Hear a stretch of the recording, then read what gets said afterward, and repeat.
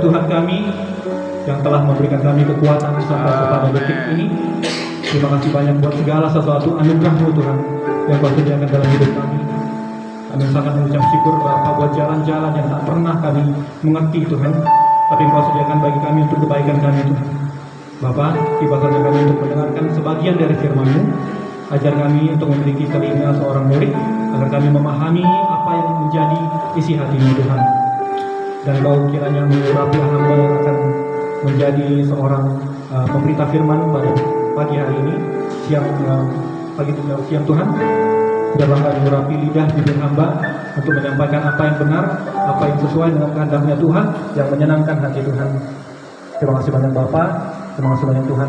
Dan serahkan Bapa ibadah kali ini ke dalam tangan-Mu, biar Roh Kudus memenuhi hati kami Tuhan. Kami siap untuk mendengarkan firman-Mu. Yang percaya boleh sama-sama katakan amin.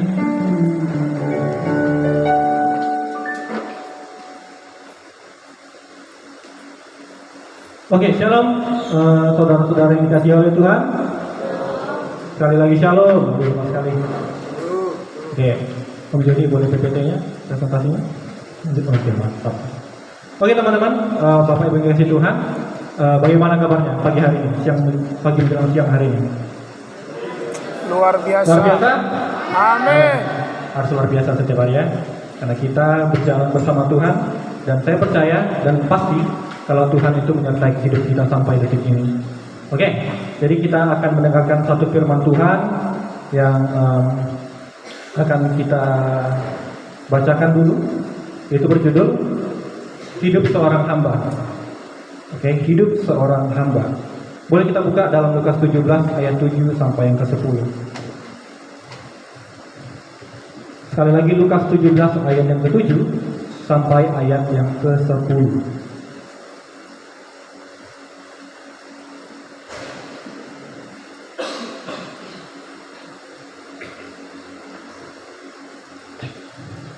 Oke, kita baca secara bersama-sama dalam hitungan ketiga, Lukas 17 ayat 7 sampai ke 10. 1, 2, 3. Siapa di antara kamu yang mempunyai seorang hamba yang membajak atau mengembalakan ternak baginya, akan berkata kepada hamba itu, setelah ia pulang dari ladang, mari segera makan. Bukankah sebaliknya ia akan berkata kepada hamba itu, sediakanlah makananku, ikatlah pinggangmu dan layanilah aku sampai selesai. Aku makan dan minum, dan sesudah itu engkau boleh makan dan minum. Adakah ia berterima kasih kepada hamba itu? Karena hamba itu telah melakukan apa yang ditugaskan kepadanya. Demikian jugalah kamu, apabila kamu telah melakukan segala sesuatu yang ditugaskan kepadamu, hendaklah kamu berkata, kami adalah hamba-hamba yang tidak berguna, kami hanyalah melakukan apa yang kami harus lakukan. Amin firman Tuhan. Amin. Jadi teman-teman, kalau kita lihat ayat ini ya teman-teman, Tuhan sedang membahas mengenai Tuhan dan hamba. Nah, kalau kita baca pada perikop sebelumnya, ayat ini disampaikan kepada murid-murid Yesus. Boleh lanjut, Om Joni? Oke, mantap. Ayat ini disampaikan kepada murid-murid Yesus. Yesus mengajarkan bagaimana seharusnya seorang pengikut Kristus hidup. Oke, pada perikop-perikop sebelumnya, kita perhatikan teman-teman bagaimana semuanya terjadi sebelum perikop ini muncul, yaitu tentang Tuhan dan hamba. Yesus menyampaikan banyak hal di sana. Ada tentang kasih seorang bapa, ada tentang kerajaan sorga, ada tentang kesetiaan pada perkara kecil, ada tentang pengampunan, dan ada tentang banyak hal lainnya teman-teman. Nah, setelah pesan-pesan tersebut disampaikan oleh Yesus, barulah muncul ayat ini tentang Tuhan dan hamba. Oke? Kenapa saya bawa ini teman-teman? Karena kita adalah sabar ya, semuanya ini adalah hamba-hamba Tuhan. Amin. Kita semua hamba-hamba Tuhan, amin. Karena kalau kita perhatikan teman-teman, di dalam kehidupan kita gak ada yang namanya di tengah-tengah. Gak ada orang yang namanya tidak hamba. Maksudnya apa teman-teman? Dalam kitab Roma 16 ayat 15 sampai 23, di situ Paulus menjelaskan kalau ada dua jenis perhambaan. Yang pertama hamba dosa, yang kemudian hamba Allah. Nah teman-teman, kira-kira kita adalah orang yang hidup di mana? Gak ada orang-orang yang bukan hamba sekalipun. Jika kamu bukan hamba Allah, maka kamu adalah hamba dosa. Tapi kalau kamu bukan hamba dosa, berarti kamu adalah hambanya Allah. Tidak ada di luar itu teman-teman. Jadi itu harus jelas di sini dulu. Kalau kita semua ini hamba dari sesuatu. Sekali lagi saya jelaskan kalau kita adalah hamba dari sesuatu. Oke? Jadi kita semua di sini, kalau kita emang menerima Kristus, dikatakan yang percaya kepada Tuhan adalah seorang hamba Tuhan, yaitu melalui kasih karunia. Maksudnya apa? Kita yang percaya kepada Tuhan, teman-teman, saya, Bapak Ibu dosen dan staf, semuanya adalah hambanya Tuhan ketika kita percaya sama Dia. Bukan karena kekuatan kita, tapi karena kasih karunia-Nya Allah. Itu semua pemberian daripada Tuhan. Nah kemudian, seringkali pengikut Kristus itu melupakan identitasnya sebagai hamba. Sering sekali teman-teman.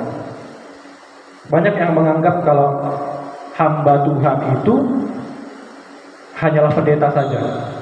Hamba Tuhan itu cuma seorang gembala saja.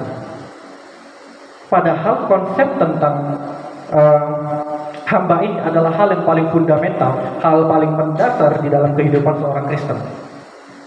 Ini harus tertanam dulu dalam pikiran kita. Sekali lagi saya katakan, kalau konsep tentang hamba itu adalah hal paling mendasar dalam kehidupan seorang Kristen. Jangan bilang kalau hamba itu cuma seorang pendeta saja. Tetapi ketika kamu percaya sama Tuhan, kamu adalah hambanya Tuhan.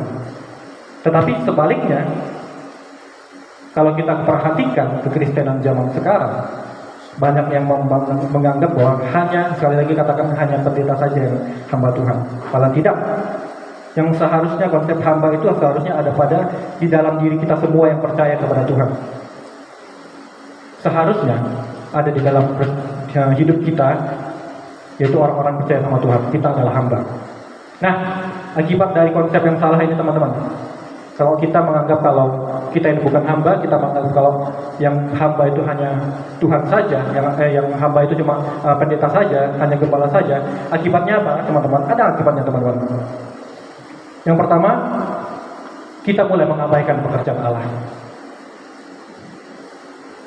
Ketika kita menganggap kalau kita bukan hamba dan hanya orang lain yang hamba Tuhan, yang orang yang kerjanya itu full time sama Tuhan, itulah yang hamba Tuhan, kita mulai mengabaikan pekerjaannya Allah. Kenapa? Kita menganggap pekerjaan Allah itu ya pekerjaannya hamba Tuhan. Yaitu siapa? Yang kerja di gereja lah, yang seorang gembala, seorang pendeta. Pada akhirnya apa? Kita mengabaikan pekerjaannya Allah. Karena kita nggak tahu konsep ini bahwa kita juga hamba Tuhan. Kemudian nggak ada kerendahan hati di dalam kita. Karena kita menganggap kita lebih hebat. Karena kita menganggap kita bukanlah hamba, tetapi kita adalah Tuhan. Akibatnya apa? Nggak ada kerendahan hati di dalam